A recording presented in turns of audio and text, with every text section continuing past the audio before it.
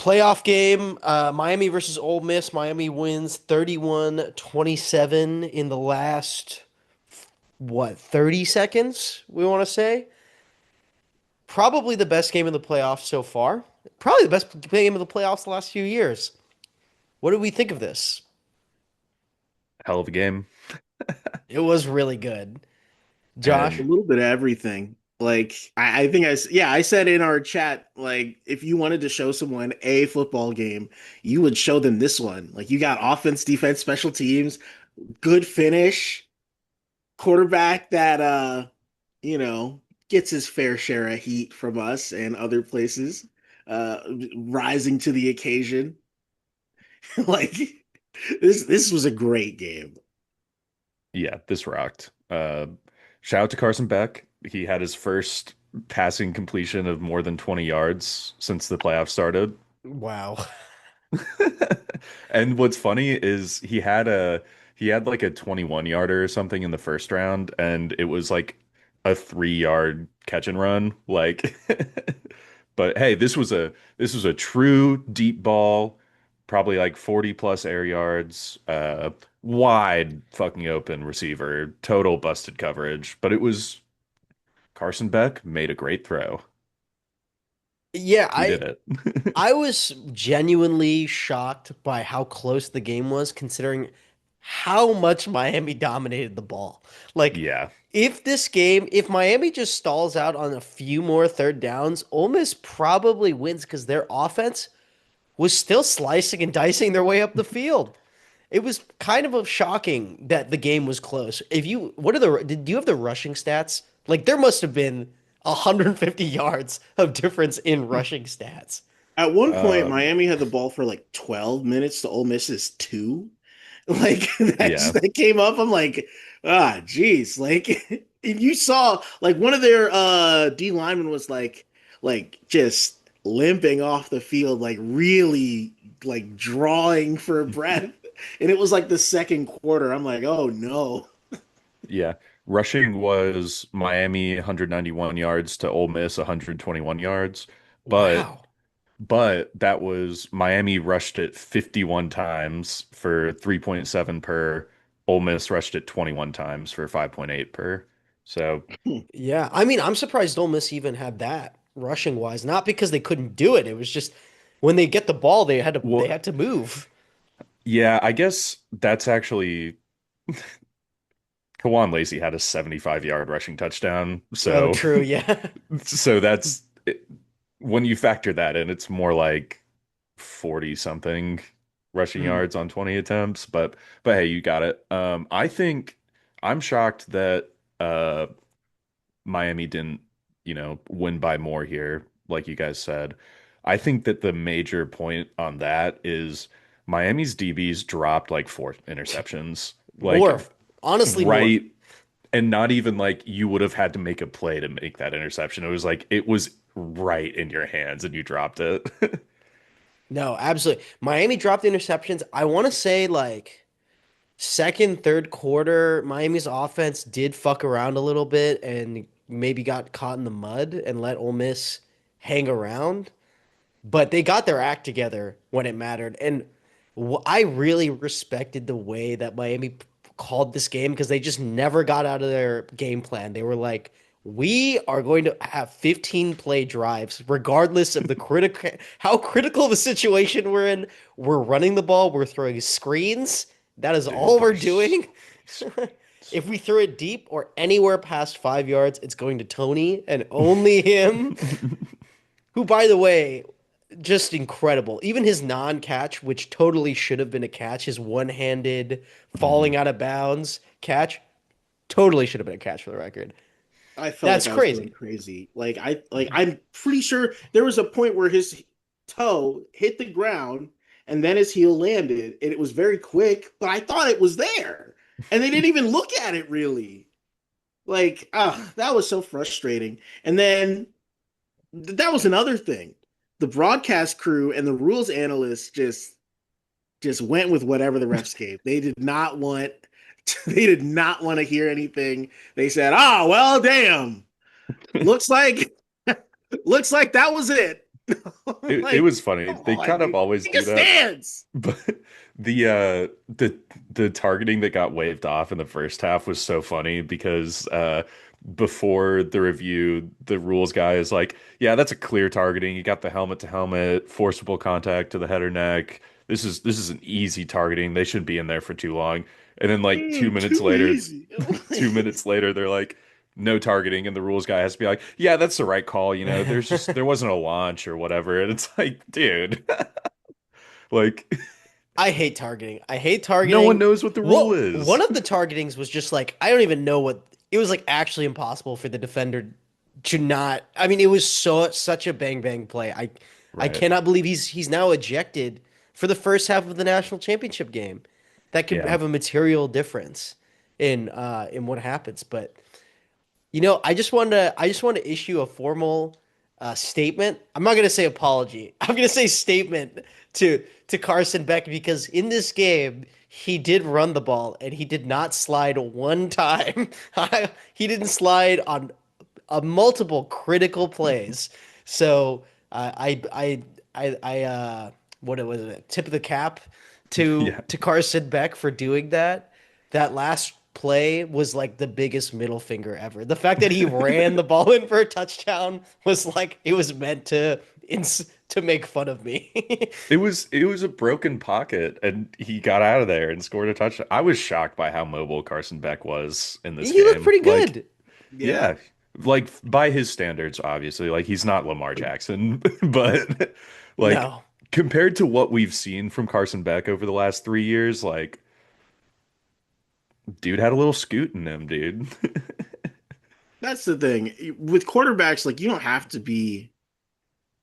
I think the time of the non-mobile quarterback is certainly over.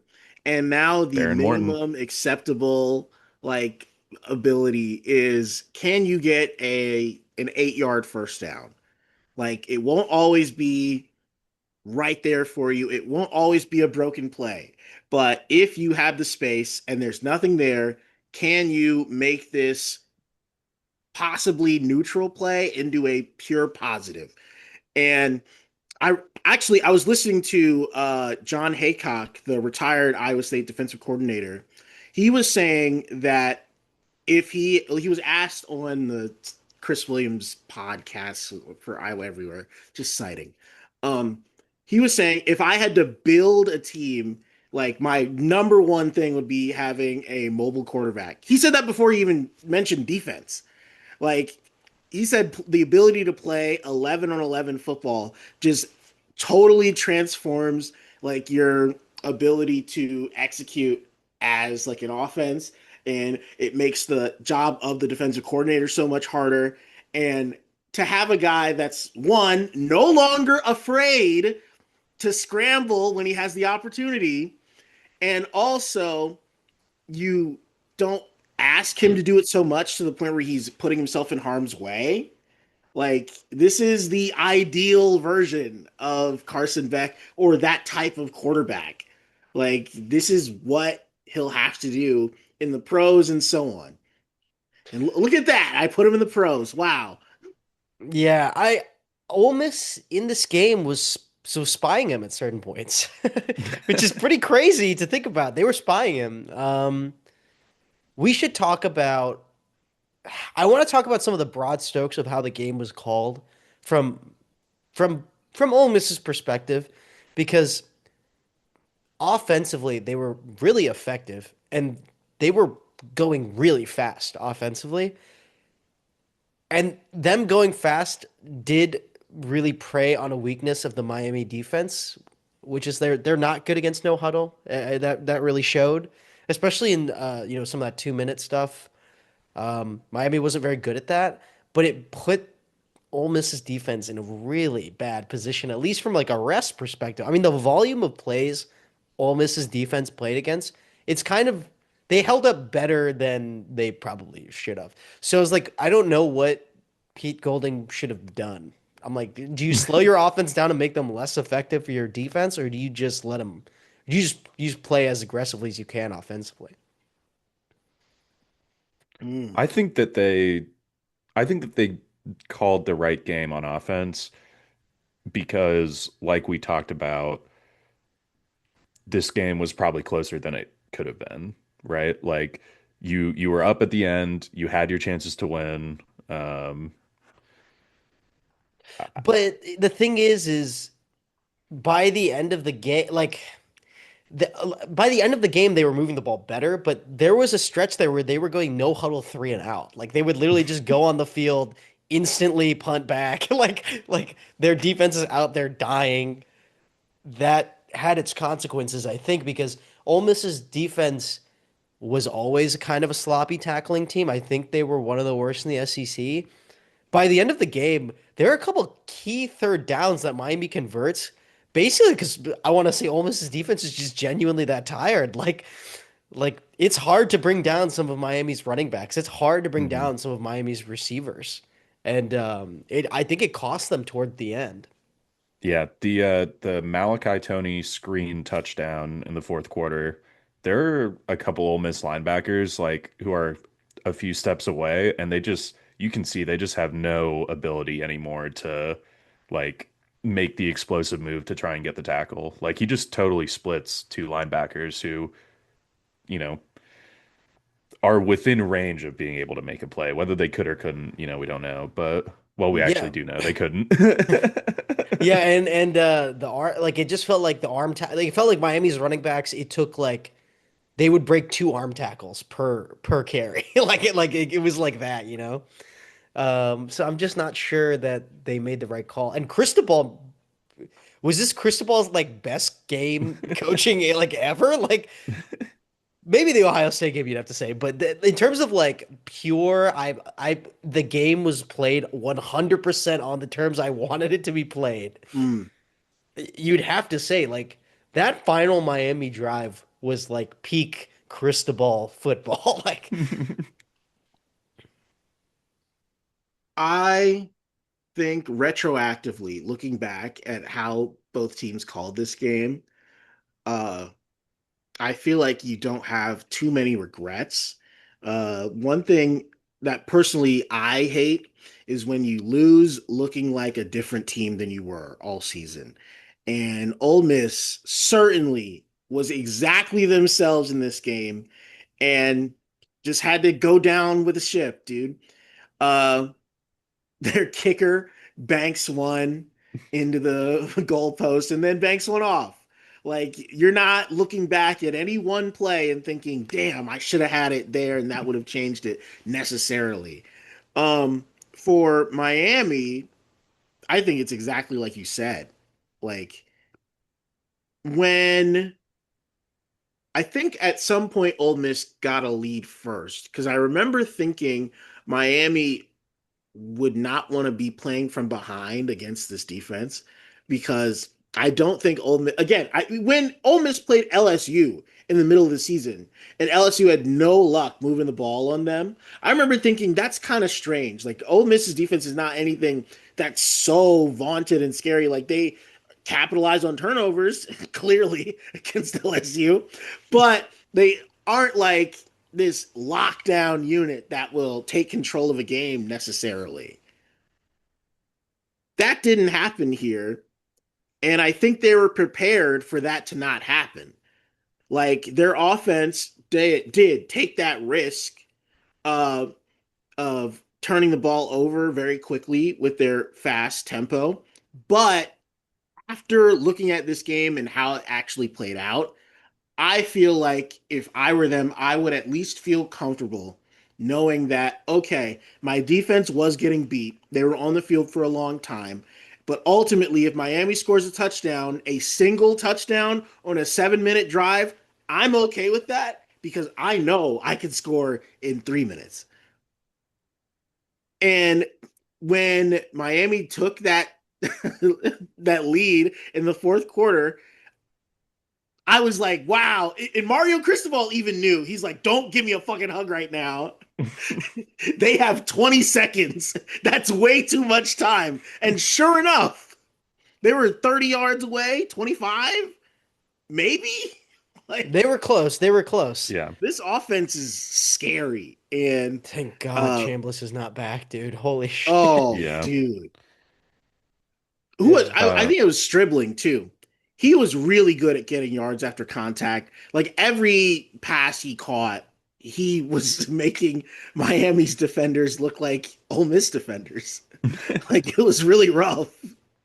do you guys think that was pass interference on the last play of the game? It definitely was, but I It kind of definitely think it was was. both I don't. offense and defense. Like it was pretty handsy both ways, but like, I mean, I don't know. Getting a Hail Mary PI is pretty hard. Like they almost never call it, but Yeah. it was PI for sure. Um, I can't even remember, honestly. I only remember them both falling down at the same time. And even then, he got one hand on the ball. So he wasn't obstructed so much in my mind. That being said, I didn't see. And if I'm the ref, I didn't see either. Yep. So yeah, I mean it was, but like they never call it in that Yeah. situation. I'm Um, totally fine with them doing that. yeah. On Ole Miss's defense though, just to their credit, like they did create they took risks and created plays. Like they would absolutely stunt their defensive line to try and create a sack or blow up a run on occasion, which they did. I mean, they there was a stretch there where they were getting sacks. They were Yeah. blowing up Miami's pace of play because early on in the game, Miami was just running the ball on first down for like 7 yards every single time. And they just started gambling defensively to blow it up. So they there was a stretch there where they gave Ole Miss's offense like the ball to really close the gap. So you're right. This is probably the way the game should have gone. If Miami catches a couple more picks, maybe we're not saying that, but Yeah. is what it is. It was a great game. Great game. Miss, great season. I don't know if you feel like if you had Kiffin, maybe you would have won this game or not. Maybe, maybe. no, I You don't feel think like so?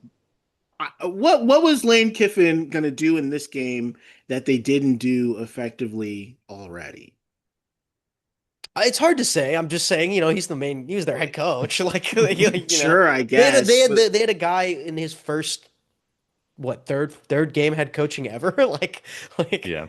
I don't know. against I a just don't very look at that team and experienced think coach. they're lacking much of anything. Like this is just a tough loss, and even Yeah. then, it came down to literally the last second and literally one hand or two on the ball at the last play. So I'll live with that. Yeah. Yeah. Anything else on this one? Uh, Fuck Lane Kiffin. Like fuck him.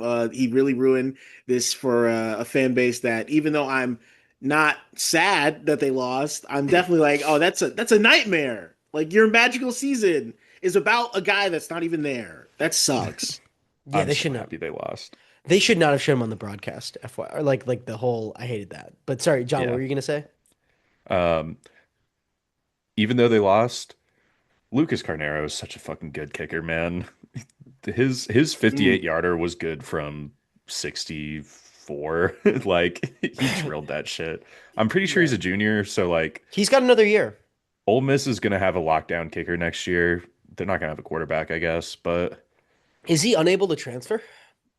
um Because Kiffin was apparently really trying to get him to go to LSU, and I bet they could throw him a bag. yeah, I think that was actually something Pete Golding said like 2 weeks ago or a week ago, whenever he had a press conference about the portal where he was like, yeah, dude, like I've got a we've got a kicker who is a extreme value add. We've got to keep this guy. I don't think he's, said anything about what he's doing. The game was 2 days ago or whatever, but Yeah, no, I mean he's a weapon. I mean he yes. 100%. I mean if he just didn't miss that one field goal in the final drive of the game, they would have already been in field goal range. I mean Yeah. it would have absolutely. I mean, almost could have won theoretically. Yeah. Um, but yeah, no, I mean he's incredible. I would be surprised if he stayed at Ole Miss because he's just got such a competitive like in this era. I mean, you could get bid up for Right. a lot. I was hoping UGA would get him. Just saying, it wouldn't be too bad, even though our kicker's pretty good. This is my question for college football kickers. There's such a rare commodity. And even then, the grading curve is like so sharp. You either make it or you don't. It's your fault, the long snapper or the holder. Like it feels like it should be pretty easy to assemble three players that determine if your kicking unit is good or not. And so many teams just don't have a guy that can do it. I don't understand it. Like there's so much in being consistent and having range and, you know, staying outside of your head in a big moment, but I still am shocked it's so rare. Especially as the bar for like what constitutes like a good kicker these days has been raised. Like I feel like there's more of them. Oh, Mhm. dude, I it's gotten to the Yeah. point where 55 yarders, like I expect them to go in now. Like they all, it's crazy how good kickers have gotten. yeah, Yeah. I don't understand it. I'm trying not to just mention more Iowa State stuff, but Iowa State is a very good kicker, Kyle Conradi. He is staying at Iowa State, one of the few players, and he it's huge. Uh, we kept our special teams coach, who has now been promoted to the special teams coordinator. Iowa State has a special teams coordinator. Congratulations, Cyclones! But I thought I'm like I'm certain Matt Campbell wants him. I'm certain he could go. Like, what stops a kicker from saying, I will just go to the best team possible, get the biggest bag possible? I really don't know. Because I Yeah, I feel like your mean, circumstances only change so much when you do one thing. you're the definition of plug and play when you're a kicker. Like, yeah, so Yeah. yeah, yeah. But we'll see. We'll see. He's incredible. And he 100% won them a playoff game at a minimum. So, Yeah. yeah, he's great. Um, Go where you're loved, dude. That's my thought. yeah, why Kyle leave? Karate could go anywhere in the country, but he beat Iowa twice. Like, you're not going to get any more popular anywhere else. Moving on to the next game.